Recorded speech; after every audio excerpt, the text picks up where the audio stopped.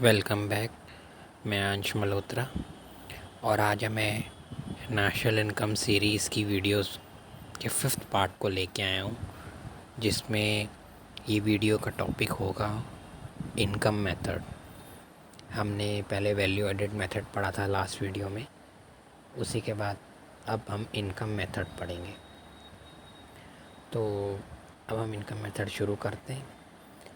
इस मेथड के अंदर क्या होता है कि जो भी रेसिडेंट होते हैं कंट्री के उनके द्वारा जो इनकम को रिसीव किया गया है, लेकिन इनकम कैसे? प्रोडक्टिव सर्विसेज देके, कोई काम करके, कोई प्रोडक्टिव गुड्स या सर्विसेज को प्रोड्यूस करके, उसको जब हम ऐड करते हैं तो नेशनल इनकम हम बनती है, और इसी मेथड को हम इनकम मेथड कहते हैं। आपको एक याद रखिएगा, इससे पहले 4 वीडियो में जो मैंने बार बार बताया है कि इनकम मेथड में फैक्टर इनकम यूज़ होती है। फैक्टर इनकम जो फैक्टर ऑफ प्रोडक्शंस को दी जाती है उनकी प्रोडक्टिव सर्विसेज देने के लिए। तो हम कंपोनेंट शुरू करते हैं फैक्टर इनकम के। आप याद रखिएगा, मैंने कहा था कि जो हमारा वैल्यू एडेड मेथड था उसमें क्या होता है कि सारी sum of all the value added, सारी वैल्यू को जो हम ऐड करते हैं बाय प्रोडक्शन यूनिट्स, तो जीडीपी एमपी आता है। जब हम इनकम मेथड में सारे कंपोनेंट्स को प्लस करते हैं, सम करते हैं, तो हमारे पास एनडीपीएफसी आता है, जिसको हम नेशनल इनकम भी कहते हैं। बेसिक एग्रीगेट वाली वीडियो में हमने पढ़ा था। तो पहला कंपोनेंट हुआ कंपनसेशन ऑफ एम्प्लॉयज़। इस कंपोनेंट के अंदर जो है वो, इसकी डेफिनेशन है कि it includes all payments and benefits which employees receive directly और इनडायरेक्टली। जैसे मतलब जो भी एम्प्लॉयज़ काम करते हैं, कहीं फैक्ट्री में, कहीं ऑफिस में, अपना भी बिज़नेस चलाते हैं, तो अपना बिज़नेस वाले के लिए एक अलग से कंपोनेंट होगा। ये वो हैं जो जनरली एम्प्लॉयज़ होते हैं, जो भी उनको पेमेंट्स और बेनिफिट डायरेक्टली और इनडायरेक्टली मिलते हैं। डायरेक्टली जो सैलरी मिलती है इन हैंड आपको, जैसे wages and salary in cash लिखी हुई है, जैसे सैलरी, बोनस, डीए होता है, डियरनेस अलाउंस। मतलब क्योंकि क्या होता है कि आपको एक सैलरी मिलती है, और तो इन्फ्लेशन के साथ आपकी मनी की वैल्यू कम होती जाती है। जो चीज़ आपको 10 रुपये में मिलती थी अब वो 20 में मिलती है, आपको सैलरी 10 ही मिल रही है, तो आपकी तो परचेजिंग पावर कम हो गई ना। तो इसीलिए डियरनेस अलाउंस दिया जाता है। गवर्नमेंट जॉब्स में ज़्यादा दिया जाता है, प्राइवेट वाले कुछ देते हैं, कुछ नहीं देते हैं।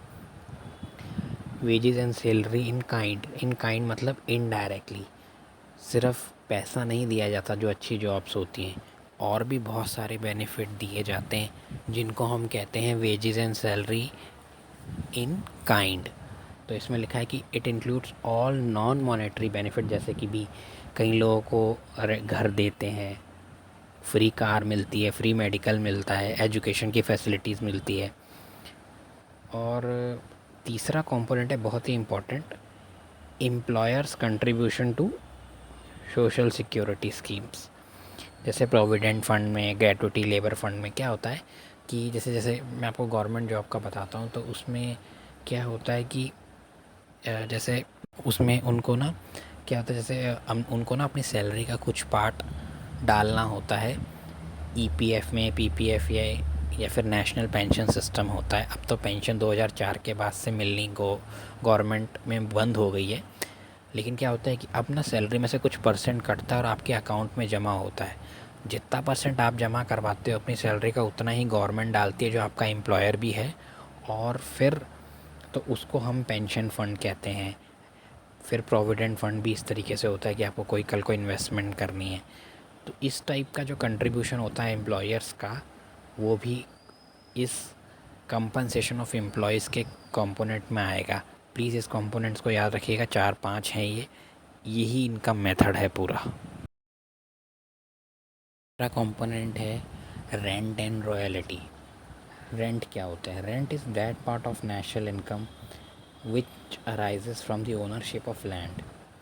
मतलब जब भी आपके पास कोई लैंड है, बस कमर्शियल लैंड है, रेसिडेंट लैंड है, तो आप उसको किराए पे देते हो, उस पे लिए आपको रेंट आता है, तो उसको भी हम नेशनल इनकम में इंक्लूड करते हैं। अब इसमें लिखा है कि imputed rent of owner occupied house, मतलब जो ओनर ने अपना, मान लीजिए जिस घर में वो खुद रहता है, अगर वो उस घर में उसका ना होता तो उसको कितना रेंट देना पड़ता, वो चीज़ भी इंक्लूड होती है जब हम कैलकुलेट करते हैं इनकम मेथड से नेशनल इनकम को। रॉयल्टी क्या होती है? रॉयल्टी होती है, refers to income receive for granting leasing rights to sub soil assets. Royalty, अब मैं आपको बताता हूँ, ये भी बहुत इंपॉर्टेंट चीज़ होती है। रेंट एंड रॉयल्टी दोनों है ना। रॉयल्टी होती है वो इनकम जो आपको, मान लीजिए क्या होता है कि जैसे कोल हो गया, अलग अलग मिनरल हो गया, तो ना सरकार इनके राइट देती है। जैसे कि भी किसी कंपनी को दे दिया कि आप यहाँ से कोल निकालिए, तो आपको हमको पे करनी पड़ेगी रॉयल्टी, उसको रॉयल्टी कहते हैं। तो वो रॉयल्टी सरकार को मिल जाती है और वो वहाँ पर माइनिंग करते हैं, कोल निकालते हैं, फिर उसे बेचते हैं, तो इसको रॉयल्टी कहते हैं। फिर तीसरा कंपोनेंट है इंटरेस्ट। जब भी देश में बैंक लोन देते हैं, नॉन फाइनेंशियल सब कंपनी, जैसे आपने मुथूट फाइनेंस का नाम सुना हो, ये भी लोन देते हैं, गोल्ड लोन देते हैं, तो इसको जो इससे इंटरेस्ट से इनकम आती है, इसको भी हम इंटरेस्ट इनकम में इंक्लूड करते हैं। लेकिन एक चीज़ याद रखिएगा, इंटरेस्ट इनकम के कंपोनेंट में क्या चीज़ें नहीं आती, जो ये रेड लाइन से लिखी हुई है। Interest paid by the government on public debt. क्यों? वो, अच्छा, मैंने आपको बोला ना कि इंटरेस्ट को इंक्लूड करते हैं, लेकिन वो लोन का जो यूज़ है वो यूज़ होना चाहिए प्रोडक्टिव सर्विसेज के लिए। मान लीजिए रोड बनानी है, रेलवेज़ बनाने हैं, एयरपोर्ट बनाने के लिए, उस पर जो इंटरेस्ट होता है वही इंक्लूड होता है। इंटरेस्ट जो सरकार देती है, और जो सरकार लोगों से, आपने देखा होगा सरकार अपनी बॉन्ड निकालती है और फिर लोगों से पैसा ले लेती है, तो ये होता है उसके, जो अभी आप, मैं बनाऊंगा गवर्नमेंट बजट पर, तो उसका ना क्या होता है कि सरकार का बजट होता है, तो कुछ बजट उसको सैलरी देने के लिए भी देना होता है अपने, और पूरा सिस्टम चलाने के लिए जो देना होता है, उसके लिए जो वो ब्याज पर उठाती है कई बार, वो कंजम्पशन होती है, वो कोई प्रोडक्टिव सर्विसेज के लिए नहीं हो रही। वो अगर रोड रेलवे इस टाइप की चीज़ नहीं बना रही है, तो उस पर जो इंटरेस्ट हमको आ रहा है वो नहीं होगा। और एक फर्म का दूसरे फर्म को लोन देना जो है वो भी इंक्लूड नहीं होगा, क्योंकि ये कोई प्रोडक्टिव सर्विसेज के लिए नहीं हो रहा। कई बार क्या होता है, बड़ी बड़ी कंपनी से आप चला रहे हैं तो कैश की शॉर्टेज हो जाती है, इसलिए हम उस चीज़ को इंक्लूड करते हैं। फोर्थ कंपोनेंट है इनकम मेथड में प्रॉफिट। प्रॉफिट क्या होता है? जो एंटरप्रेन्योर को मिलता है, वेक्टर ऑफ प्रोडक्शंस में हमने पढ़ा था, ये एक वो रिवॉर्ड होता है, एक एंटरप्राइज को मिलता है गुड्स एंड सर्विसेज को प्रोड्यूस करने के लिए। प्रॉफिट जो अर्न किया जाता है किसी भी कंपनी के द्वारा, उसको यूज़ कैसे करा जाता है? कॉरपोरेट टैक्स देना पड़ता है, कॉरपोरेट टैक्स प्रॉफिट पर लगता है। डिविडेंड होता है, जो आपके कंपनी के शेयर होल्डर होते हैं ना, जिनको आप शेयर्स बेचते हो, शेयर होल्डर, उनको चला जाता है, क्योंकि एक तरीके से वो भी ओनर ही होते हैं। और फिर एक होता है रिटेन्ड अर्निंग, ये सब देने के बाद जो आपके पास बचता है, प्रॉफिट इस तरीके से यूज़ होता है। ये जो रिटेन्ड अर्निंग्स होती हैं, ये आगे कंपनी अपने बिज़नेस को एक्सपेंड करने के लिए भी यूज़ कर सकती है। तो अब इनकम मेथड में कंसेप्ट आता है ऑपरेटिंग सरप्लस का। तो क्या होता है ऑपरेटिंग सरप्लस? क्या होता है? ये रेफ़र करता है total sum of total income from property. Property से कौन कौन सा इनकम आता है? Rent plus royalty plus interest, और इनकम फ्रॉम एंटरप्रेन्योरशिप। एंटरप्रेन्योर को क्या मिलता है? प्रॉफिट मिलता है। इसका मतलब रेंट, रॉयल्टी, इंटरेस्ट और प्रॉफिट, इन सब आप चीज़ों को जब आप प्लस कर देते हो तो ऑपरेटिंग सरप्लस आता है। Operating surplus private sector government sector दोनों में हो सकता है, गवर्नमेंट एंटरप्राइज़ दोनों में हो सकता है। मैं गवर्नमेंट एंटरप्राइज़ कह रहा हूँ, गवर्नमेंट की चलाई हुई कंपनियाँ, गवर्नमेंट नहीं। ये जनरल गवर्नमेंट में इन्वॉल्व नहीं होता, जैसे कि जनरल गवर्नमेंट मतलब जो गवर्नमेंट चलती है, पार्लियामेंट, जुडिशरी, इन सब को नहीं, उनकी कंपनियों। तो क्योंकि असल में जो सरकार होती है ना, उसका मकसद प्रॉफिट बनाना नहीं होता, उसका मकसद सोशल वेलफेयर ज़्यादा होता है। वेलफेयर स्टेट है ना, क्योंकि हम इंडिया के, तो ऑपरेटिंग सरप्लस का कंसेप्ट याद है, कई बार ये कैलकुलेट करने के लिए आ सकता है। इसमें कंपनसेशन ऑफ एम्प्लॉयज़ को इंक्लूड नहीं करते हैं, और बाकी ऑलमोस्ट सारी चीज़ें इसमें इंक्लूड होती हैं, सारे कंपोनेंट इंक्लूड होते हैं। तो ये कंसेप्ट बहुत ही ज़रूरी है। फिफ्थ कंपोनेंट आता है मिक्स्ड इनकम। ये इनकम होती है जो जनरेट करी जाती है उन वर्कर्स के ओन अकाउंट वर्कर, मतलब सेल्फ एम्प्लॉयड। जैसे कि भाई मान लीजिए एक डॉक्टर की पढ़ाई की, अब वो किसी हॉस्पिटल में ना जाके अपना खुद का क्लिनिक खोल लिया, तो जो इनकम होती है ना उस क्लिनिक की, डॉक्टर की, एट हिज रेसिडेंट, वो भी मिक्स्ड इनकम में ही आती है। ऐसे बहुत सारे लोग होते हैं, हो सकते हैं आपके फादर मदर कोई शॉप चलाते हों और किसी को नहीं रखा, बस आप अपनी खुद की घर पे या फिर किसी साइट पे शॉप चलाते हैं।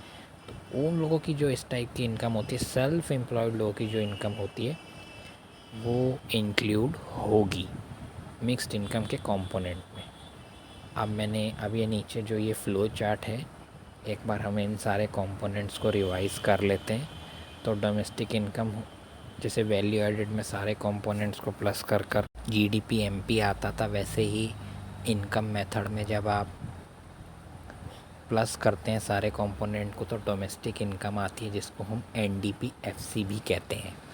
तो पहला कंपोनेंट था कंपनसेशन ऑफ एम्प्लॉयज़, दूसरा था रेंट एंड रॉयल्टी, इंटरेस्ट तीसरा, चौथा प्रॉफिट, और फिफ्थ था मिक्स्ड इनकम।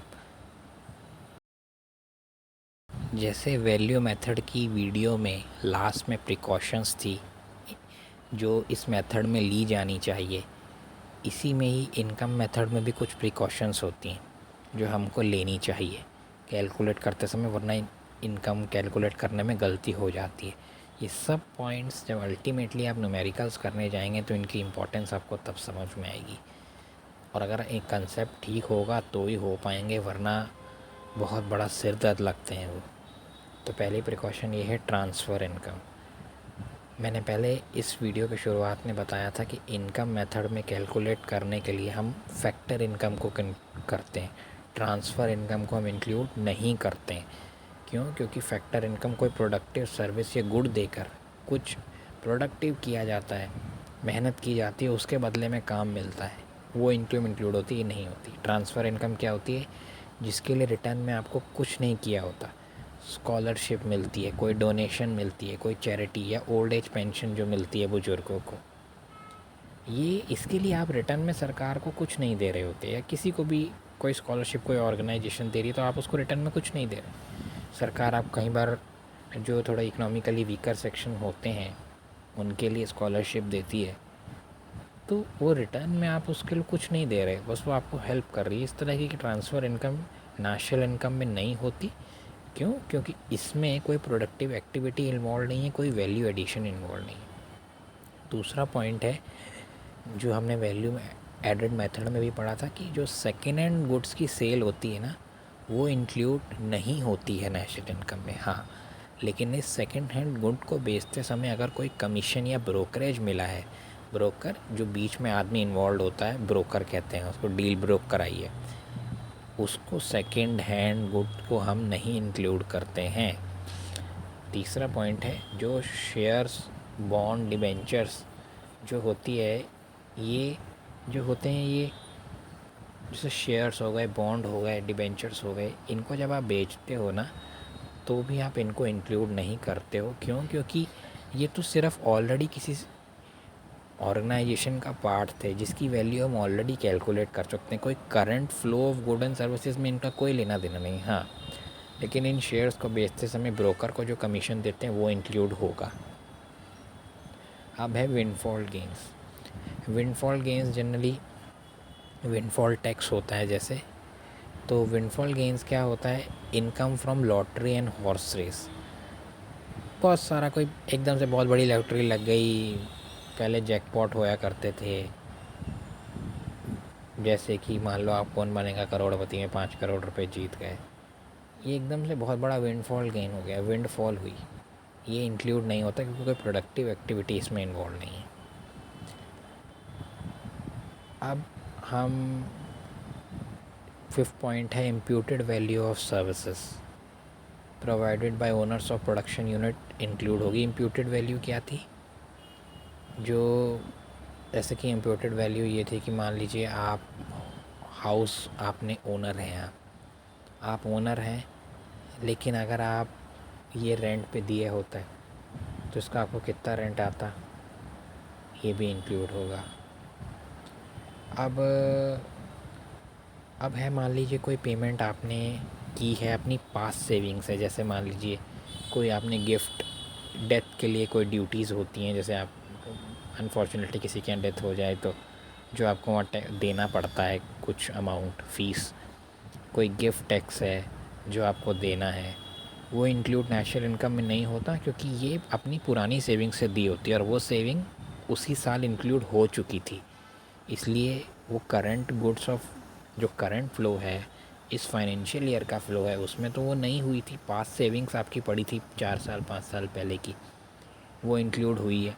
इसलिए passed out of past savings को इंक्लूड नहीं किया जाता नेशनल इनकम में। फाइनली ये वाला वीडियो भी हमारा ख़त्म होता है। अगला वीडियो एक्सपेंडिचर मेथड पे होगा और ऑलमोस्ट शायद वो नेशनल इनकम सीरीज़ का आखिरी पार्ट ही होगा।